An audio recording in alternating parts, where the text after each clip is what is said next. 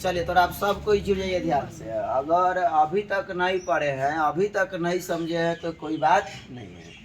Multi class का जो पहला बायोलॉजी पुस्तक जो है आपका किताब है, उसका पहला अध्याय है जिसका नाम है जैव परक्रम। क्या नाम है? ठीक, जिसमें हम लोग पोषण के बारे में पढ़ेंगे। जैव परक्रम जिसे हम अंग्रेजी में लाइफ प्रोसेस कहते हैं। ठीक, लाइफ प्रोसेस। देखिए लाइफ प्रोसेस में कैसे रहेगा, ये लाइफ कैसे जीवित रहेगा, कैसे चलेगा, तो इसके लिए कुछ ना कुछ हमको क्रिया करना होगा। कौन कौन क्रिया करना होगा? जैसे हमको खाना होगा। क्या करना होगा?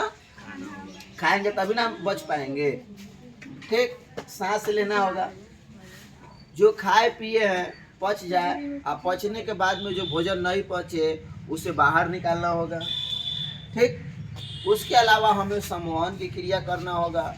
बहुत सारे गैस एक जगह से दूसरी जगह आए जाए, भोजन आए जाए, इसके लिए शरीर में संवहन की क्रिया होना भी जरूरी है। और पांचवा जो सबसे इम्पोर्टेंट, प्रजनन, जिसके द्वारा कोई भी जीव अपने जैसे संतानों की उत्पत्ति करता है।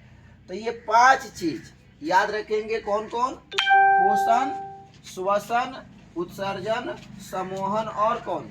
प्रजनन। ये 5 ऐसे क्रियाएं हैं जिसके द्वारा जीवों का अनुरक्षण होता है, जिसे हम जैव प्रक्रम कहते हैं। यानी जैव प्रक्रम किसे कहते हैं? याद रखेंगे कि वह क्रिया विधि चाहे वह प्रक्रम जिसके द्वारा सजीवों का, जीवों का अनुरक्षण होता है। अनुरक्षण का मतलब उसका लाइफ बचता है, लाइफ सेव होता है, तो उसे हम क्या कहते हैं? जैव प्रक्रम कहते हैं। समझ में आया? यानी वैसे सभी प्रक्रिया जिसके द्वारा जीवों का अनुरक्षण होता है जैव प्रक्रम कहलाता है। कौन कौन हो जाएगा? तो याद रखेंगे पोषण, श्वसन, उत्सर्जन, समोहन तथा प्रजनन।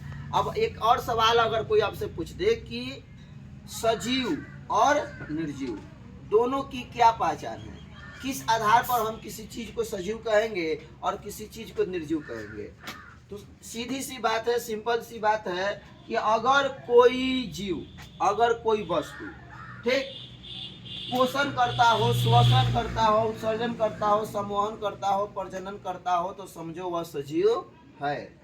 नहीं करता है तो वह सजीव नहीं है, वह क्या है? निर्जीव है। हम थोड़ा एग्जाम्पल ले सकते हैं। ये हमारे हाथ में मार्कर है, तो मार्कर सजीव है कि निर्जीव है? निर्जीव है। क्यों?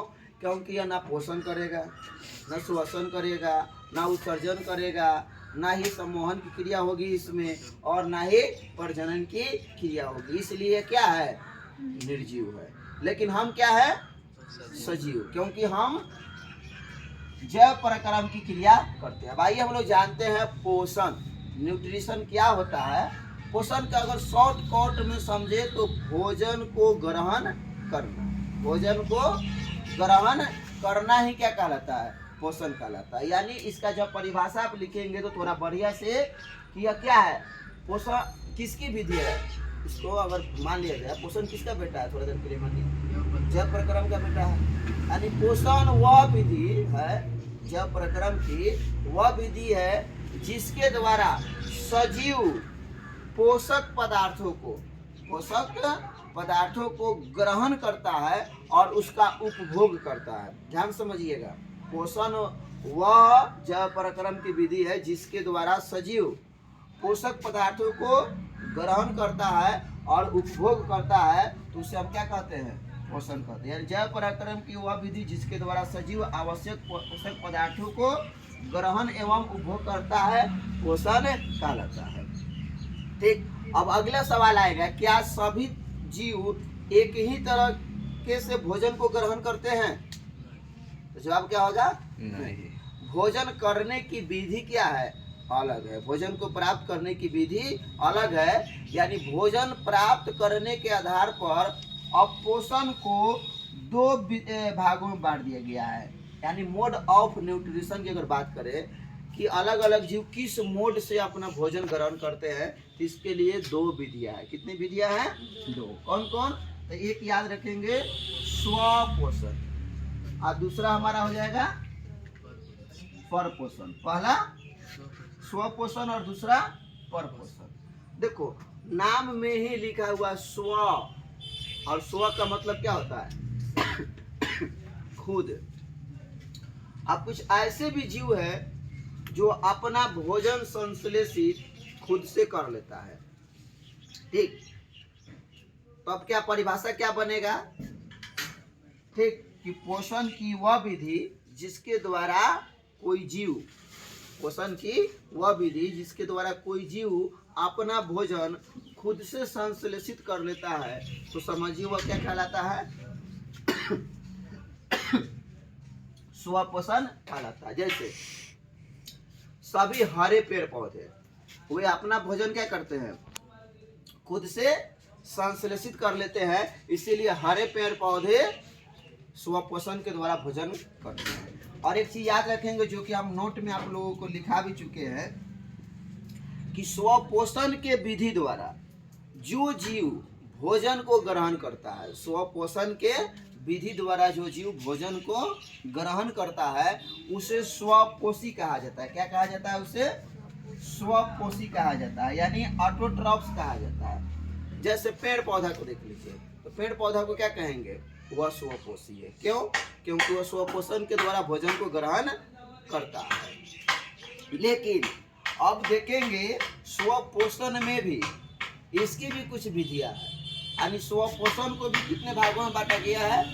2 भागों में। कौन कौन? तो याद रखेंगे, एक है प्रकाश स्वपोषण और दूसरा हमारा क्या है? रसायन स्वपोषण। एक प्रकाश स्वपोषण और दूसरा हमारा क्या है? रसायन स्वपोषण। ध्यान से समझना, स्वपोषण यानी खुद से भोजन बनाएगा, खुद से भोजन को प्राप्त करेगा, इसकी भी 2 विधि है। पहला क्या है? प्रकाश स्वपोषण, और दूसरा क्या है? रसायन स्वपोषण। अब देखो, स्वपोषण की वह विधि, स्वपोषण की वह विधि जिसमें कोई सजीव प्रकाश संश्लेषण के द्वारा, किसके द्वारा? प्रकाश संश्लेषण के द्वारा अगर भोजन को ग्रहण कर रहा है तो उसे हम प्रकाश स्वपोषण की विधि कहते हैं। और इसके द्वारा यानी प्रकाश स्वपोषण के द्वारा जो जीव भोजन को ग्रहण करता है उसे हम प्रकाश स्वपोषी कहते हैं। जैसे जितने भी हरे पेड़ पौधे होंगे, उसके अलावा आपको कुछ बैक्टीरिया हो गया, ठीक, हरे पेड़ पौधा जैसा आपको यूग्लिना, वॉल ऑक्स, ये सब क्या हो गया?